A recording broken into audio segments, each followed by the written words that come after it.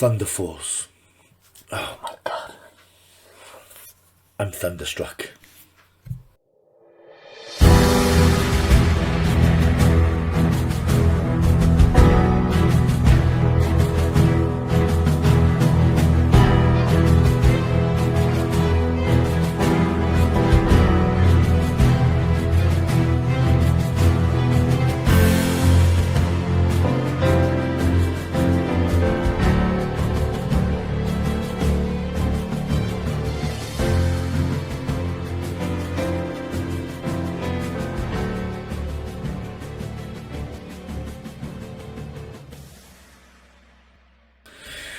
Thunder Force has just arrived on Netflix, and it's apparently the fifth collaboration between Ben Falcone and his wife, comedy actress Melissa McCarthy. Now, mercifully, I think their previous collaborations must have passed me by. Thunder Force is, and this is no exaggeration, one of the worst films I have ever seen in my life. And I think it's fairly symptomatic of that huge disparity between American TV comedy, which is often sharp, clever, sophisticated, punchy, and lazy, boring, childish, derivative stuff like this. Now, I will say, to its benefit, it doesn't descend into the pits of grossness and vulgarity, though a lot of American comedy does. But it also fails to be funny. I'm trying to imagine Ben Falcone having written this script, sitting back, having typed the end on the last page of the script, then sitting back and feeling satisfied and feeling that he'd done some good work here, and going off to have a nice glass of wine and a packet of smoky bacon crisps. And Melissa McCarthy watching the script and thinking, "Oh my God, darling, it's another work of genius. How do you do it?" It's a staggering thing to imagine how anybody involved in this at any point thought that they were doing good work during the making of the film. How Netflix, who obviously financed it, genuinely thought it was worth putting out, whether they thought that the star power of Melissa McCarthy, who is inexplicably popular, was enough to carry this train wreck. Let me tell you a little bit about what this film is all about. As I said, it stars Melissa McCarthy, and it stars Octavia Spencer, who is, for God's sake, an Oscar winner. She won an Oscar for The Help a few years ago. I've seen a couple of her movie performances. She's very good. She was brilliant in Hidden Figures a few years ago. That was the untold story of the black female mathematicians who were instrumental in getting the Apollo Moon project quite literally off the ground. And last year there was a horror film called Ma, which I saw that she was in. She was very good. And I don't know what she's doing in this. Whether everybody involved had massive tax bills that they had to pay, I can't begin to imagine. Because nobody looks as if they're enjoying themselves. There is no chemistry between Melissa McCarthy and Octavia Spencer. They just look poles apart in terms of their personalities and their performances. What's it about? Well, I'm happy to tell you, so it might dissuade you from watching it. Apparently, the Earth was bombarded in the 80s by cosmic rays from outer space, which for some reason had a particular effect on people with sociopathic tendencies and gave them extraordinary super abilities. They became effectively supervillains known as miscreants. But it appears that it didn't create any superheroes. Now, we start off with a high school friendship between these two slightly oddball young girls. One is Emily Stanton, who's the character that Octavia Spencer plays, and best friend is Lydia, Melissa McCarthy.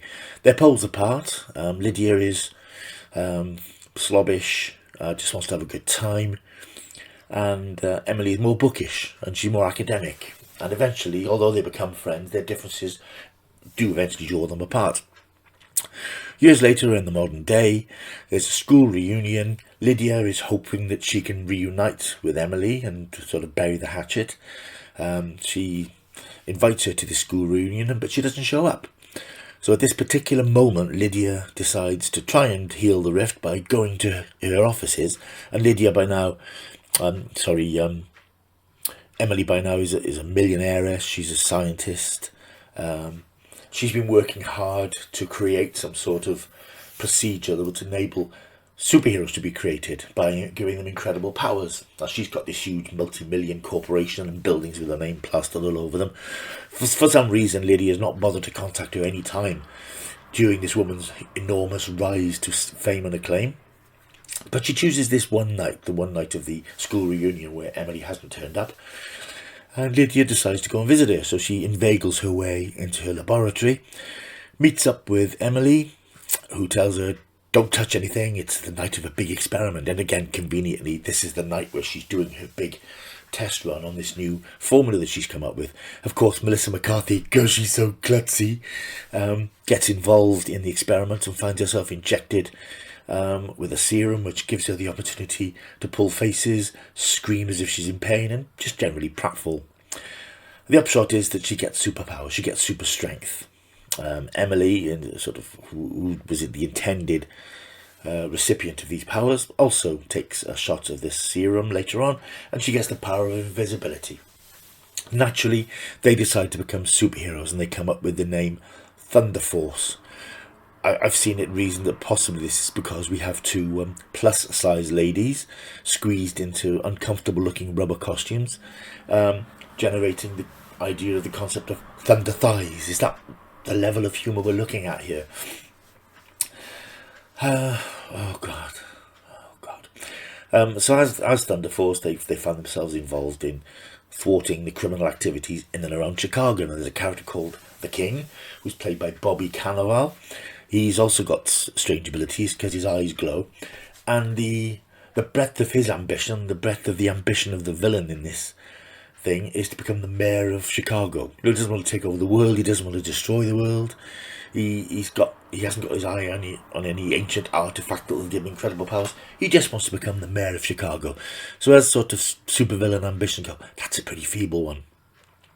A couple of his henchmen are Laser, played by Pom Klementieff, who we know as Mantis from the Marvel Cinematic Universe, and the usually very good Jason Bateman, who plays a character called Crab, who unfortunately is lumbered with these very fake-looking plastic pincers stuck to his arms. Eventually, the Thunder Force women get involved in a few scrappy fights, and the whole thing revolves around... honestly, I'm just running out of the will to live just talking about this stuff. It revolves around stopping the King becoming the mayor of Chicago. Much comic mayhem ensues, some terrible special effects, and no humour. That's the main thing about this film. It is so witless. It is so flat. I was willing to give it the benefit of the doubt, since I'm not a huge fan of Melissa McCarthy. I remember her in that comedy series, is it Mike and Molly, which I saw a few episodes of, which was quite good. And I've seen her in a few other films here and there, and apparently she was very good in Can You Forgive Me, I think it was called, a few years ago, which was a dramatic performance, and I think people thought perhaps she would sort of change the trajectory of her career, but apparently not. She's still quite happy doing this mugging, gurning, pulling faces, cracking terribly weak jokes. And the thing about the script is, it's hard to imagine a lot of this stuff being scripted. So I am wondering if there was an element of improvisation here, because a lot of this, you can't imagine somebody sitting and writing this dialogue because it is so weak. There's gags about Lydia thinks another character looks like Jodie Foster, so she keeps calling her Jodie Foster. And there's a joke about a knock-knock joke, which goes on, and you think, would somebody have written that and thought this will look good on the screen?